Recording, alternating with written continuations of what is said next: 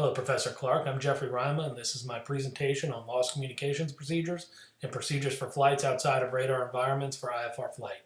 I hope you enjoyed my presentation as much as I've enjoyed this class over the past couple weeks and all the training that I've received. I look forward to continuing my training and my education with Liberty University in hopes of one day reaching my goal of becoming a commercial airline pilot. All right, let's get started. Again, this is lost communication procedures and procedures for flights outside of radar environments for IFR flight. When flying in any weather conditions, a loss of radio communications is an emergency situation. First, it is smart to try to remain calm and try to reestablish communications. Troubleshooting requires checking radios, volume, headset jacks, frequencies, etc. Anything that could cause your communications to fail, you should just check. If for some reason that doesn't work or it does not improve the issue, squawk 7600.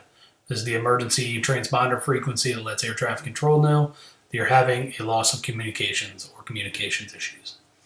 As a last resort, if you're at a low enough altitude or you're in an area that has cell phone reception, it's not a bad idea to try to reestablish communications with ATC by calling them via telephone, even while you're in the air. That's going to be at the pilot's discretion, of course, but it doesn't seem like a bad idea in most circumstances, if you can reach them. The mnemonic for lost communications with ATC is the AVIF MEA. All right, the first four letters AVIF pertain to the route ATC expects the pilot to follow. MEA pertains to the altitude ATC expects us to fly.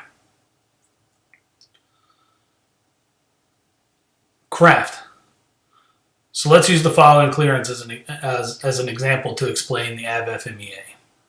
Let's assume that we're departing out of an airport and we're cleared to Charlottesville, KCHO. They give us a route after takeoff, fly heading 300, then expect radar vectors to Hogue, then fly Victor 39 to Widow, then direct. Our altitude they give us is 3,000, expect 8,000 in 10 minutes. Our frequency to contact departure is 125.05. And they want us to squawk 5146. So, assuming we took off and entered IMC and we lost our communications, we'd start to follow the lost communication procedures. The A stands for assigned. This means that you're complying with the last assigned heading issued from ATC. Again, remember AVIF is your route. So we're talking about a route. So we're going to follow our last heading assigned by ATC. In our example, this is 300 degrees. V stands for vectors. So if they were to give us any vectors to fly. So if we took off a heading 300 and then they told us fly heading 280, we would continue flying that heading at 280 as we were given. But we never received vectors, so we're going to maintain our heading. E stands for expected. In our clearance, we're expected to be radar vector to Hogue. Since we never receive radar vectors, we should maintain our heading until we can join Victor 39 at Hogue. Obviously, if our heading, which in this case it does not, intercept Hogue, we're going to fly until we can safely reach our altitude where we can safely fly to Hogue. And of course, this is going to be where knowing your area and where you're taking off in your pre-flight is going to be important. Because you're going to want to know at what altitude you can reach Hogue. In our example, 3,000 feet is perfectly fine if we don't get to our next assigned altitude time. Sorry. F stands for filed. So in our case, we were given a full route clearance to KCHO in Charlottesville. However, if we had not received the full clearance, we'd fly our filed route after reaching the last instruction given to us by ATC.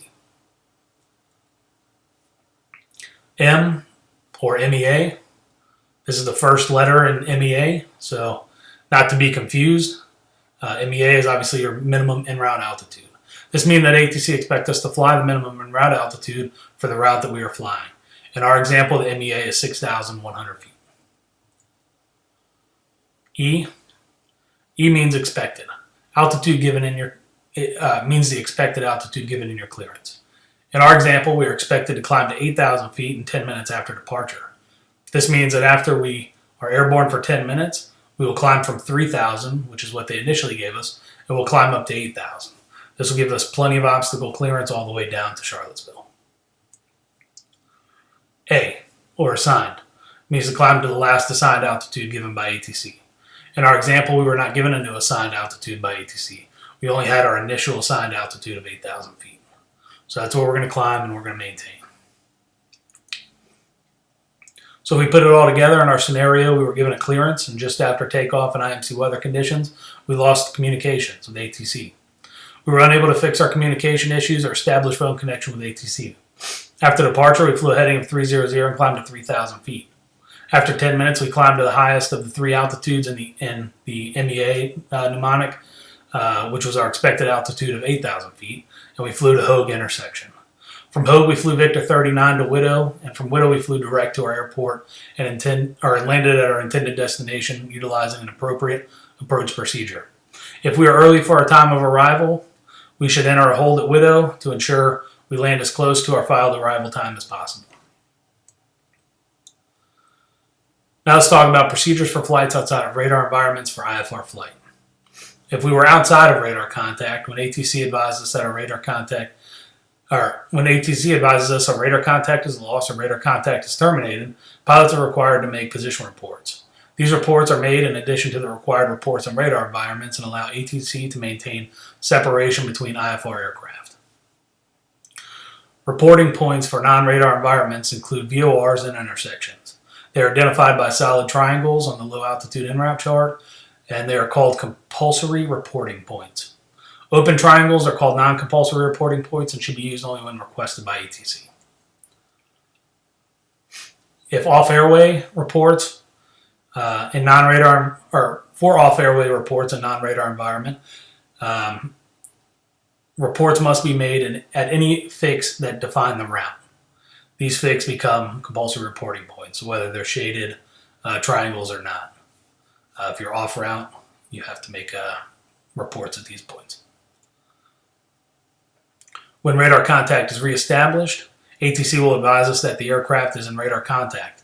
When back in radar contact, the pilot should discontinue making reports unless requested by ATC, or any of the normal obvious reports that are always in effect when not in radar environments. I'm sorry, when within radar environments. These are some of the references that I used in creating the slideshow. Obviously, we have the Instrument Procedures Handbook, which was, has all this information. The King School, the Instrument Ground Course, and also a very good website by M0A for IFR lost communications procedures. I think this was a real situation that happened to them, and they were able to follow the instructions pretty straightforward. It shouldn't, even though it is an emergency situation, it shouldn't cause you to, any undue stress. You should be able to fly to your intended airport relatively simply just by advising ATC, by squawking 7600, letting them know, hey, I'm in an aircraft that doesn't have communications. They're going to start getting aircraft out of your way. You're going to try to reestablish communication with them as best you can. But if you can't, you're going to follow that AVIA MEA and you're going to get safely to your destination. They're going to know where you're going. They're going to know the altitude that you're flying. And they're going to be able to they're going to know your time to the destination. And they're going to try to keep airplanes out of your way until you can land safely. Give them a call, let them know what happened, close your flight plan, and hopefully get them radios fixed. Obviously, things are a little bit different when you're not in IFR flight. When you're in VFR flight, obviously, you're going to squawk 7600 again, but you're going to go to your closest airport that's practical and safe for landing. But that covers IFR flight. And I hope you enjoyed the slideshow that I created and the presentation. And I look forward to hearing your critique. Thank you very much.